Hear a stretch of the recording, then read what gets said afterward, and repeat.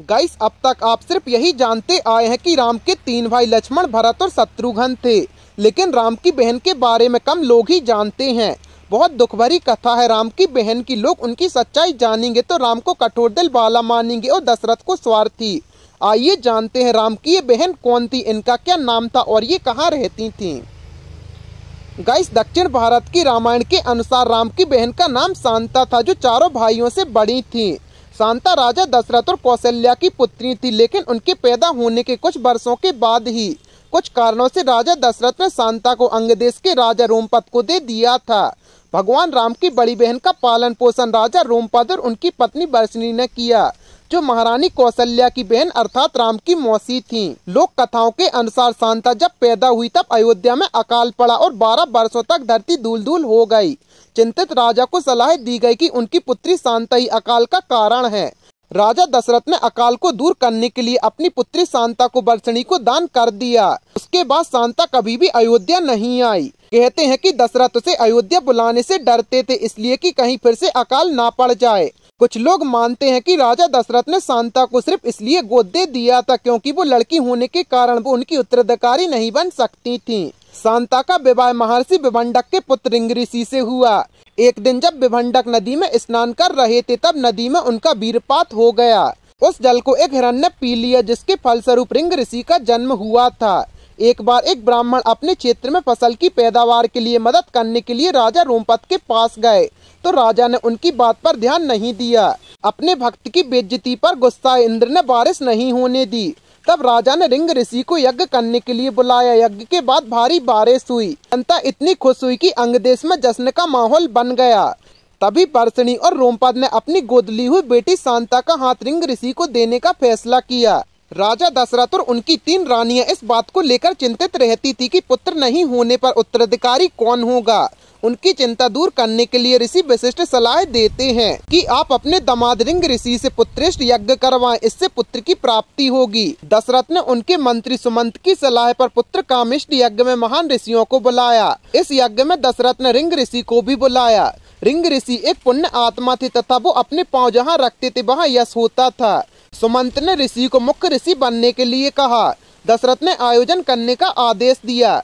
पहले तो रिंग ऋषि ने यज्ञ करने से इनकार कर दिया, लेकिन बाद में शांता के कहने पर ही रिंग ऋषि राजा दशरथ के लिए प्रतिष्ठ यज्ञ करने के लिए तैयार हुए थे। लेकिन दशरथ ने केवल रिंग ऋषि को ही आमंत्रित किया था।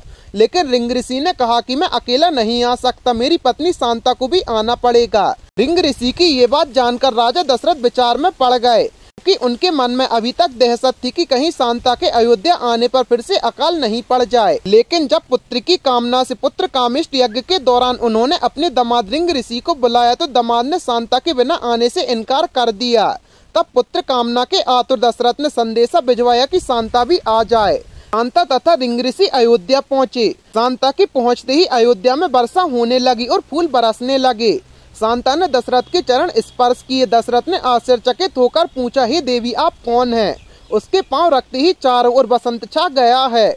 जब माता पिता दशरथ और कौशल्या नहीं जानते थे कि वो कौन है, तब शांता ने बताया कि वो उनकी पुत्री शांता है।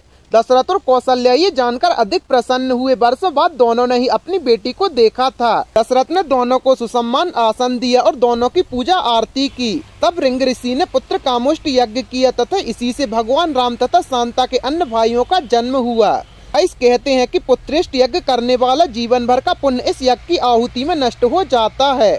इस पुण्य के बदले ही राजा दशरथ को पुत्र की प्राप्ति हुई। राजा दशरथ ने रिंग ऋषि को यज्ञ करवाने के बदले बहुत सा धन दिया, जिससे रिंग ऋषि के पुत्र और कन्या का भरण पोषण हुआ और यज्ञ से प्राप्त खीर से राम, लक्ष्मण, भरत और शत्रुघ्न का जन्म हुआ। रिंग ऋषि फिर से पुण्य अर्जित करने के लिए वन में जाकर तपस्या करने लगे। जनता के समक्ष शांता ने कभी भी इसको पता नहीं चलने दिया कि वो राजा दशरथ और कौशल्या की पुत्री हैं। यही कारण है कि रामायण या रामचरितमानस में उनका खास उल्लेख नहीं मिलता। कहते हैं कि जीवन भर शांता राह देखती रही अपने भाइयों की, वो कभी उससे मिलने आएंगे, पर कोई भी नहीं गया उसका हालचाल जानने। मर्यादा पुरुषोत्तम राम भी नहीं, शायद वे भी राम राज्य में अकाल पड़ने से डरते थे। कहते हैं कि वन जाते समय भगवान राम अपनी बहन के आश्रम के पास से गुजरे थे। तनिक रुक जाते और बहन को दर्शन ही दे देते। शांता बिना बुलाए आने को राजी नहीं थी। दशरथ से वो सीता माता की कथा बचपन में ही सुन चुकी थी। ऐसा माना जाता है कि रिंग ऋषि और शांता का वंशी आगे चलकर सेंगिर राजपूत बना। सेंगिर राजपूत को रिंगवंशी राजपूत भी कहा जाता है। गाइस, आपको राम भगवान की बहन शांता के बारे में जानकर कैसा लगा हमें कमेंट सेक्शन में जरूर बताएं और ऐसे ही अमेजिंग फैक्ट्स के लिए अपने चैनल को सब्सक्राइब करें।